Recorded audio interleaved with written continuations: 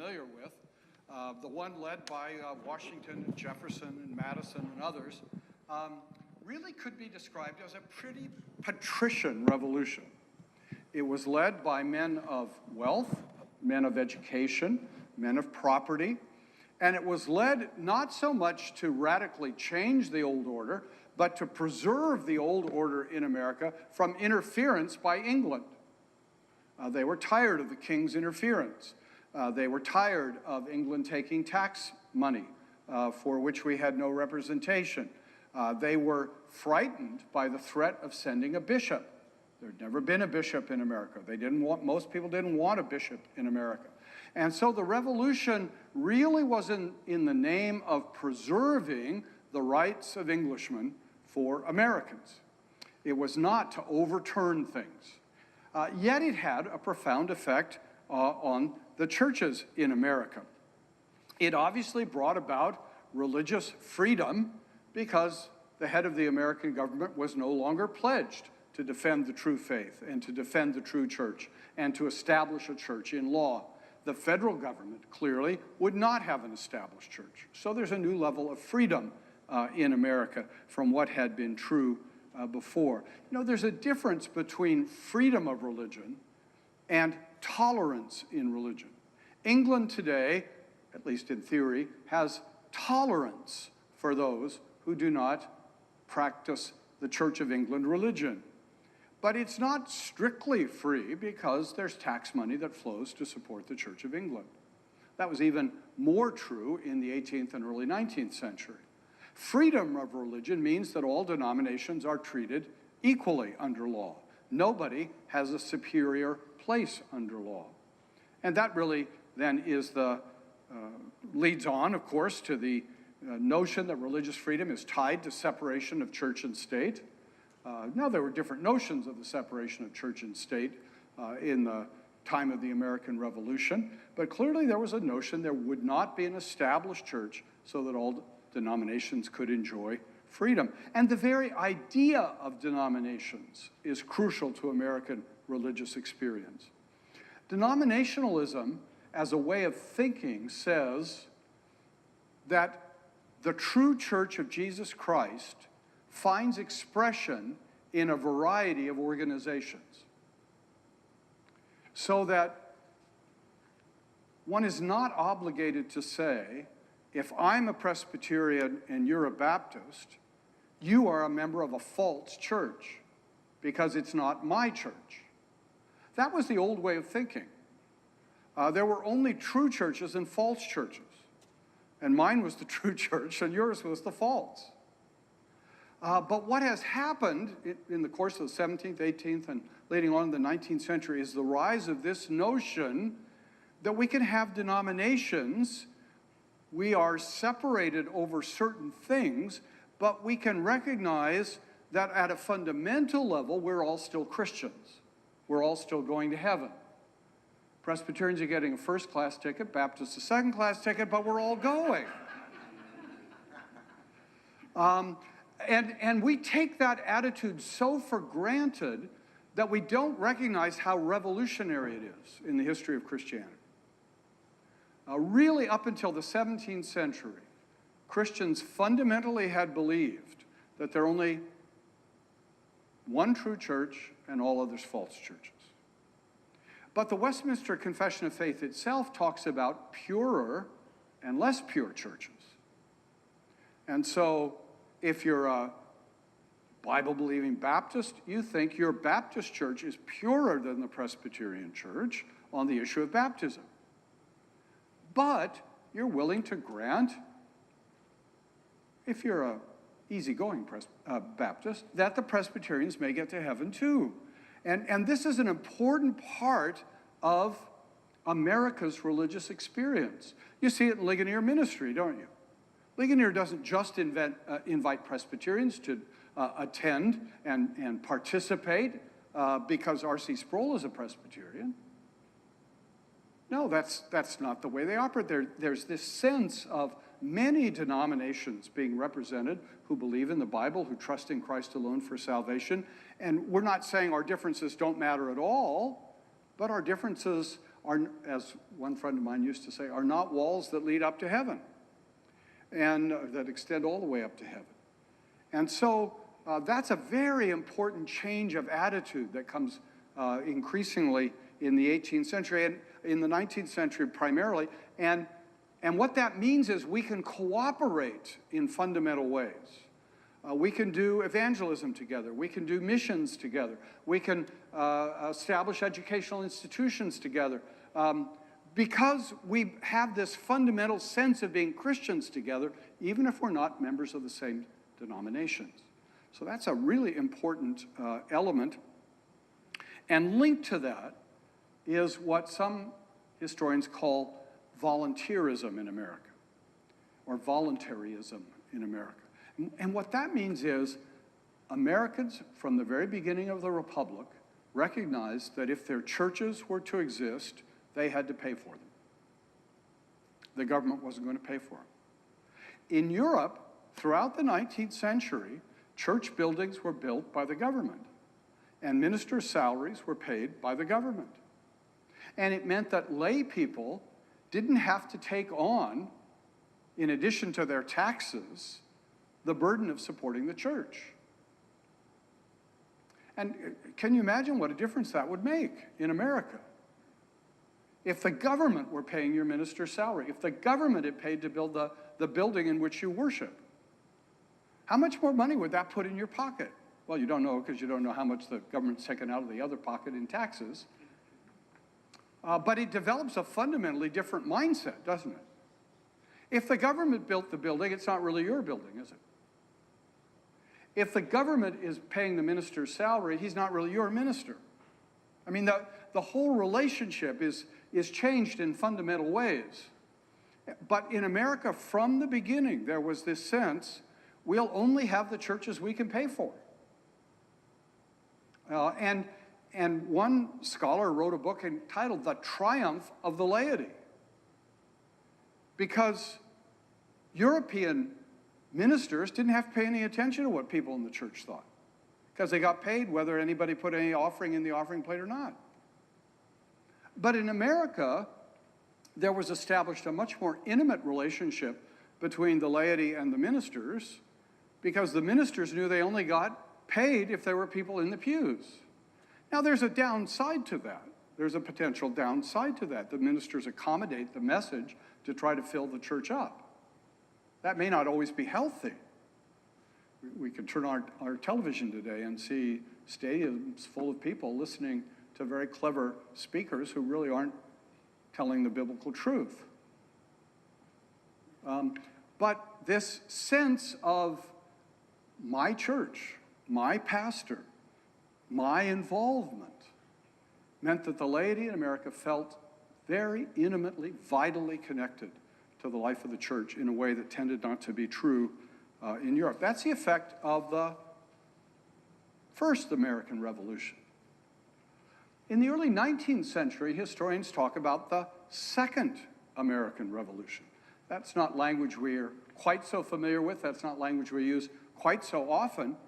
But it's really very, very accurate, because that first American Revolution was, as I said, a very kind of patrician, rather elitist revolution. Very much status quo. Very much preparing a constitution that ensured that elites would continue to have a significant influence on the way in which the country would be governed. So we would have a Senate, not directly elected by the people. Do you remember that from your high school civics class? Originally, senators were elected by state legislatures. And those state legislatures were very much controlled in the states by the elites of the states. And so it was ensured that at least one house of the federal government would not be in the hand of the rabble. That's people like you and me. Not in the hands of common people. And the second American Revolution is the growing conviction in the early 19th century that the government ought to be more popularly controlled. you know, that to this day, our president is not elected directly by the people. Our president is elected by the Electoral College, which determines the election on the basis of how elections go in every state. And there have been lots of critics of the Electoral College. I always defend the Electoral College, mainly because I just don't like ever to see any change. But I think the Electoral College is crucial to maintaining a two-party system in America. You can like the two-party system or hate the two-party system, but in many places in Europe where they have direct election, you have this multiplication of parties and then the instability of governments trying to form unions with. The Electoral College keeps things simple in America because you have to have an absolute majority to win the presidential, well, normally. You have to have an absolute majority to win the presidential election. But in the early 19th, you think I forgot where I was going with this, don't you? I'm still with you. In America, in the early 19th century, there is a growing sense of a desire for democratization, to have more influence of the people. And that was realized particularly in the election of Andrew Jackson to be president in 1828. He was the first president to be elected from the West. He came from way out west in Tennessee. And it was the moment, as one historian put it, where power in America passed from the snobs to the mobs. And that may be a slight overstatement, but it's a clever way of remembering it. The second American Revolution is putting a lot more power in the hands of the people, a lot more ability for common people to be controlling what is going on. And as that was true politically, it was also true religiously in America. That's part of why the Methodists and the Baptists were so successful in their development. They were able to appeal more immediately to common people in America. Levels of education amongst the Methodist and Baptist clergy in the early 19th century were definitely lower than the standards of education in the Presbyterian, Congregationalist, and Episcopal clergy. It meant that the Methodist and Baptist clergy spoke the language of common people. And common people were what were moving out to the frontier. America's population was growing. It was growing largely biologically, not by immigration in the early 19th century. Immigration would become important in the latter part of the 19th century, but that population pressure meant people wanted land. America would be a primarily farming country until well into the 20th century. And people needed land. They wanted land, so they were moving west. And as they moved west, there were fewer schools, for opportunities for education. And education seemed somewhat less significant to a lot of people, and therefore an educated clergy seemed less significant. What they wanted was a minister who could be interesting, a minister who could be effective, a minister who could speak to their hearts. And that was the religion increasingly that the Baptists and the Methodists were offering to people as they moved west, as well as a willingness of those clergy to move out into the difficult conditions of the West. It wasn't easy to live in the West, because one of the distinctive characters of the development of the West in America was that people lived on relatively large farms, relatively isolated from other people. Now in Europe, where farms tended to be much smaller, people all lived in a village and went out from the village to the farms to labor and then came back to the village at night. And that being the case, you could have a school in the village. You could have a church in the village. But if everybody is living out on farms, I mean, you know, you only have feet and horses to travel with. And how far can you go with feet and horses in a day and come back? So people became really rather isolated. It became so difficult on women, the isolation they experienced in the West, that there developed the phrase prairie sickness. And what it was loneliness and isolation and not having any neighbors. It was good in some ways financially because you could have this nice large farm that you had moved to and homesteaded. But any kind of gathering was difficult. Schools were difficult. Churches were difficult. This is why the Methodists developed circuit riders. You heard that phrase? A Methodist preacher would have a circuit to cover, and he'd preach in one little village, and people would gather on that Sunday, and they'd listen to him, and then he'd ride off to preach somewhere else the next Sunday, so that you wouldn't have services with a preacher every Sunday. But it would depend how big the circuit was, how frequent the circuit rider could come. If you want a really great read sometime, read Peter Cartwright's autobiography. He was, in the early 19th century, a Methodist circuit rider way, way out west, Indiana and Illinois. I mean, he had to fight Indians, and he had to fight floods, and it's just a fascinating read. And he has interesting comments to make on other denominations. He has no use for the Presbyterians, of course, but the Baptists, they say, the Baptists, they think the only way to get to heaven is dive in the water and swim there. It's a great read, but you begin to understand what a difficult place of ministry it was.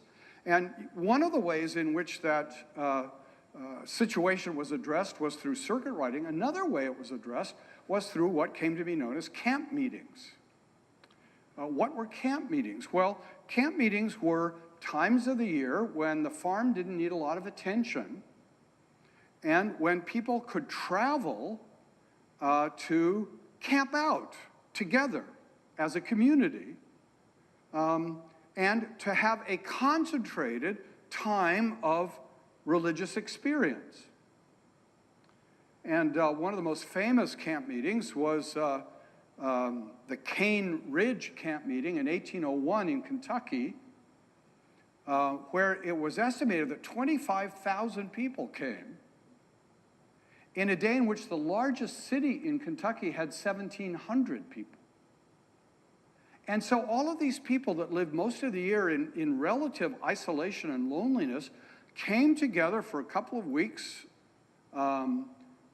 sometimes even a little longer, for an intense time of preaching, praying, and spiritual renewal. And at this Cane Ridge camp meeting in 1801, there was a huge revival that occurred, huge religious, emotional response to the preaching. Peter Cartwright also talks about some camp meetings that he was part of, and those old preachers were pretty tough because Cartwright would write about how some of the young men in local towns would get drunk and think it'd be fun to go out and disrupt the camp meeting and beat people up, and the preachers all got together and beat up the drunks. I mean, it was a wild and woolly time. And at this Cane Ridge revival, there were all of these physical manifestations of what people believed was the presence and power of the Holy Spirit. There were people barking, grunting in expressions of the presence of the Lord. There were people running to get away from the Holy Spirit, and then what we'd later call being slain in the Holy Spirit. So there were all these kinds of physical manifestations of religion, and that was not what was normal at a camp meeting. But this camp meeting at Cane Ridge in 1801 was often looked back to as a moment in which it became clear to a lot of people something new was happening. Some change was taking place in American religion. And really from 1800 or 1801 is marked what comes to be known as the Second Awakening. The First Awakening, the Great Awakening, was what we talked about in the previous series, the preaching of George Whitefield in particular, of Jonathan Edwards, of John Wesley, where there was a great renewal of the church that had a dramatic impact on the middle of the 18th century. And sort of like the French Revolution that left a shadow, everybody said, how is life after the French Revolution? So for American Protestants, life after the Great Awakening was always, when's the next awakening coming? When's the next awakening coming? And the answer was it's coming in the early 19th century, in the Second Awakening. The Second Awakening was not as spiritually intense as the Great Awakening, but it was much longer lasting. It's usually estimated the Second Awakening lasts from about 1800 to about 1830, 1835. And it remade American religion. Before the Second Awakening, after the American Revolution, the First Revolution, church attendance was really low in America. Church membership was very low in America, maybe 10% of the population. And it was the Second Awakening that brought people in large numbers back into the churches, made church membership more accessible. Maybe the Presbyterians and the Congregationalists and the Episcopalians had made it too difficult to become a church member. They had high standards of what you had to know and sometimes what you had to have experienced. And the Baptist preachers and the Methodist preachers really stressed, you can come to Jesus now, right now. You don't have to wait. You don't have to study. You don't have to learn. You can come now. And that message had a profound impact on what was happening in America. They not only said you can come now, they also said you have the freedom to come now. You have the ability to come now. Come now without tarrying. Charles Finney, we'll come back to talk more about him later, but Charles Finney had a very famous sermon that he preached entitled, "Sinners Bound to Change Their Own Hearts." I used to shake my head at that until I discovered that's a quotation from Ezekiel. So we have to find some way to deal with that, but that's not where we are right now. But that was the point, you see. Don't let those Calvinists say you just have to wait for regeneration. Don't let those Calvinists tell you that you have to go through a law work and a conversion experience before you can come. You can come now, right now, and you have the ability to come right now, so come. That made a huge impact on people. And many people came and filled the Methodist churches, the Baptist churches. Today, the Methodist churches seem in decline numerically and biblically, but in the 19th century, the Methodist churches were strict biblical churches. They may not have had all their theology straight, but they wanted to follow the Bible, they wanted to honor Jesus, and they had a huge impact on the development of religion in America. It always is striking to me how many places you go in America and you see these old Methodist churches that have been there a long time. I was reading a history of California and the Spanish community in California when people began to come from the east over the Sierras into California. The Spanish leadership in California said, "Here come the Methodist wolves." And that was a sense. They were coming. They had a mission. They had a purpose. So that introduces us, at least, to the Second Awakening, to the theme of revival. And next time we'll be able to go on and look more particularly at what this revival will mean for American churches. Thank you.